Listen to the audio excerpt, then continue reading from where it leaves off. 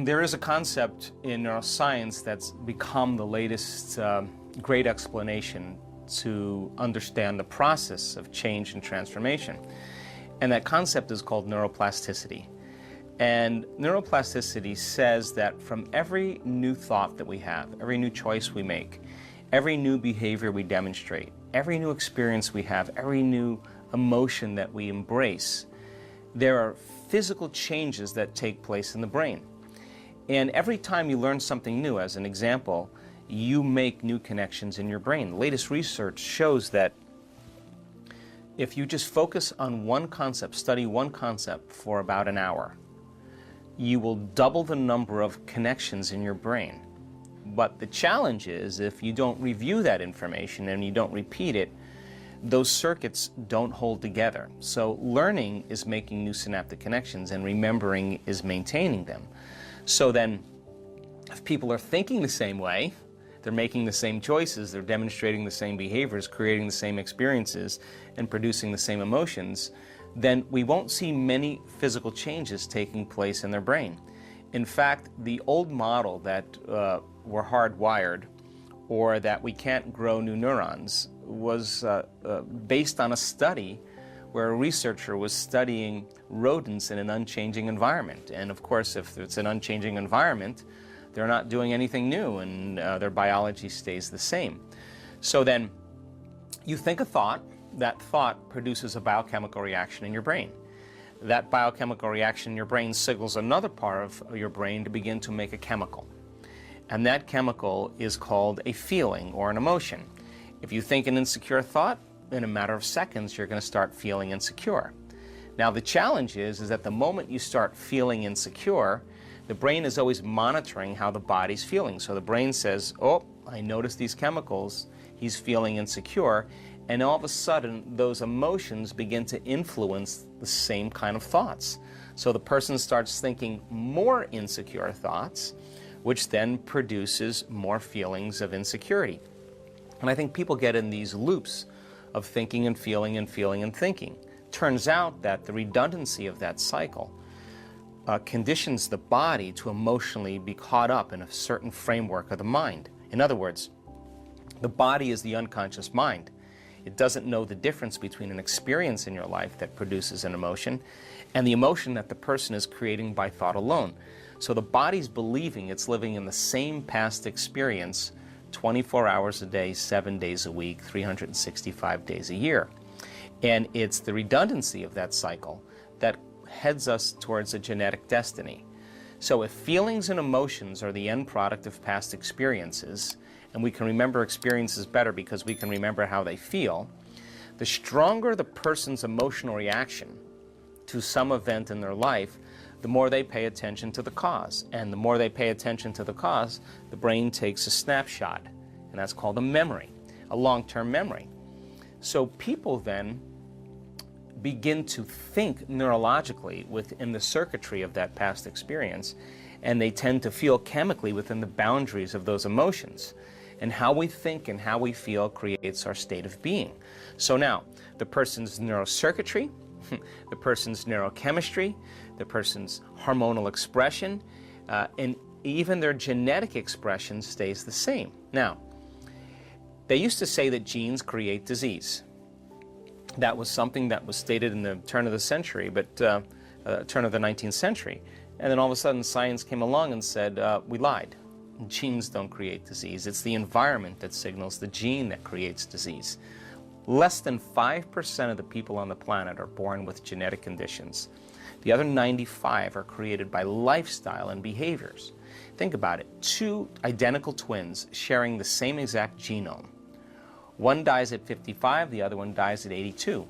Same genome, different environmental experience. So all of a sudden now, if the environment signals the gene, and the end product of an experience in your environment is called an emotion, the next question is, can you signal the gene ahead of the environment? And the answer is absolutely yes. Our research shows then when people begin to embrace an emotion and have a clear intention, they're beginning to change their brain and body to no longer live in the past, but all of a sudden begin to live in a new future. And yes, it takes practice to be able to keep firing and wiring those thoughts, to begin to keep reviewing and rehearsing your behaviors. It takes practice to keep emotionally cultivating elevated states that finally it becomes a habit or a skill. So what does that mean that to the average person? A person has a trauma or shock. A person has a betrayal in their life. They lose a loved one. They get someone steals from them. Their partner leaves them. That event is a very strong experience emotionally, and they're defined by that experience. So many of those events begin to signal the wrong genes in the wrong ways, because the emotions of anger, of hostility, of hatred, of aggression, of fear, of anxiety, of pain, suffering, guilt, shame, those are all created by the hormones of stress. Now, it's a scientific fact that the long-term effects of the hormones of stress downregulate genes and begin to create disease. So every time the person thinks about the betrayal, the shock, they're producing the same chemistry in their brain and body as if the event was occurring. And they're firing and wiring the same circuits and emotionally conditioning the body into the past. So then that person then who's living by those same emotions keeps signaling the same gene. And now they're headed for some genetic destiny, and in time they develop a condition. So then the fundamental question is, what if a person begins to think differently? Firing and wiring, creating new circuitry. What if they begin to rehearse who they want to be that day? The act of rehearsing something mentally, when you're truly present, the brain doesn't know the difference between the outer experience and the inner experience, which means you begin to install the neurological hardware in your brain ahead of the event. Now your brain's no longer a record of the past, now it's a map to the future. So now you're priming your brain to behave exactly the way you want it to behave because you're rehearsing it. And it's no different than rehearsing lines in a play. If you go to a play and you're an actor and you haven't rehearsed your lines and reviewed them in your mind, you're not going to be able to demonstrate that character. But by rehearsing that activity in your mind, rehearsing who you're going to be, that hardware ultimately becomes a software program, which means you're going to start to naturally behave that way. And yes, when our students begin to understand that when they embrace an elevated emotion, that they're signaling the gene ahead of the environment, they assign more meaning to doing it. So the act of going from their old self to the new self does something really magical. The person starts to heal by thought alone. All of a sudden, they're in a new state of being. And the disease, the condition, existed in the old person. And they're literally someone else. And it's no different than a person with a multiple personality disorder that has an allergy to nylon stockings in one personality and type 2 diabetes in another, and healthy in another personality. It's the same exact thing when a person really overcomes themselves and they begin to express a new biology, that they can say, I'm not that person any longer. That disease that I had existed in the old person. I'm literally someone else. And we have just so many examples of people who have done it. So if a person's living by guilt and they don't know it's guilt because it just feels like they've been feeling that way every single day or suffering, and those emotions are driving their thoughts, and if they can't think greater than how they feel, and feelings and emotions are a record of the past or thinking in the past. Now, if you believe that your thoughts have something to do with your destiny, which most people do agree. Well, yeah, so then your past is going to be your future. Right. We can, in fact, there's no magic there. You're going to lift your past up and set it on your future, and it's going to be a predictable life for most people, right? Right. But most people want to break that. Of course, they don't understand the formula, they don't understand the technology. So then the emotion drives the thought. The thought turns on the same circuits in the brain, produces the same neuropeptides that signal the same hormonal centers. You feel the same way. If you think you're a failure, you feel like a failure. Once you feel like a failure, you think you're more of a failure. And people get caught in these loops. Well, sometimes I'm caught in one of those loops and I'm like, I've been hanging out with Dr. Joe and I know I can outthink myself out of this, but sometimes I'm like, I'm angry. I know my anger is giving me a worse destiny, but I can't get out of the anger loop. Well, just think about it. If you think you can't stop something, then you're a junkie, right? I mean, you're addicted on some level. You're conditioned, right? Right. Even though it's a bad emotion, you can still be addicted to that. Of course, but the rush of those stress hormones creates an arousal, and so then people really think that they can't control that. So the redundancy of that cycle over time, your body is believing it's in the same environmental experience 24 hours a day, 7 days a week, because the body doesn't know the difference between the real experience that's creating the emotion and the emotion that you're creating by thought alone. The body's believing it's in that environmental condition, so you're hitting the same gene. You're signaling the same gene in the same way, and you're making the same protein. And if it's derived from anything like anger or frustration or fear or impatience, the long-term effects of those chemicals begin to downregulate genes and create disease. And so people now get their genetic buttons pushed. So then, okay, what if we can break that cycle in our event and teach people how to elevate their emotional state and have those emotions drive new thoughts and think that way, sit in their meditations, stand in their meditations, walk in their meditations, be calm, lay down in all the ways we possibly can, retreat from your life and remove the environment and work on you and changing your inner world to see if it's going to produce an out picturing in your outer world. So we measured 7,500 gene expressions, and we wanted to see the common genes of those 35 or 40 individuals that they were expressing. Now, they all had their own gene expression, but what were the common ones that they expressed? There were 2 genes that were expressed that literally downregulate cancer genes, that reduce cancer and tumors and growth. A gene that grows new neurons in your brain, not just new connections, but the growth of new neurons in response to novel experiences and learning. Genes that stimulate stem cells, that go to damaged tissues and repair them, to repair damaged tissues, regeneration. The gene for oxidative stress was downregulated, which means anti-cancer, anti-aging, anti-heart disease, anti-stroke, anti-inflammatory, anti-neurodegenerative, antimicrobial. This is what the antioxidant does. Genes that regulate the immune system to become stronger. Genes that stimulate the microtubules in the cells, the cellular structure, the integrity of the cells were getting stronger. So we now know that in 4 days, people were regulating genes for even their pituitary working better. So we are our own genetic engineers, and when we begin to understand that if the environment signals the gene, and the end product of an experience in the environment is an emotion, when you embrace an emotion ahead of the actual experience in your environment, you're signaling the gene ahead of the environment. And your gene begins to change your protein expression, which means you literally become the very person you want to be. Okay. Now, how can you do that? How do you front run your emotions that way? Well, it's just a formula. You have to learn how to make those internal changes. And after all the research, Brian, one of the things we realize is that there's a formula that we've actually been able to replicate that creates significant changes in brain coherence, your brain working better. In one study we did, we found out that 80% of our participants had a more than 90% change in their brain for the better in 4 days, to create more heart coherence so that you can self-regulate your emotional state independent of what's going on in your outer environment. And so we've kind of narrowed it down to a formula. So the evidence that we're seeing in our scientific measurements sits on this side. And it's objective.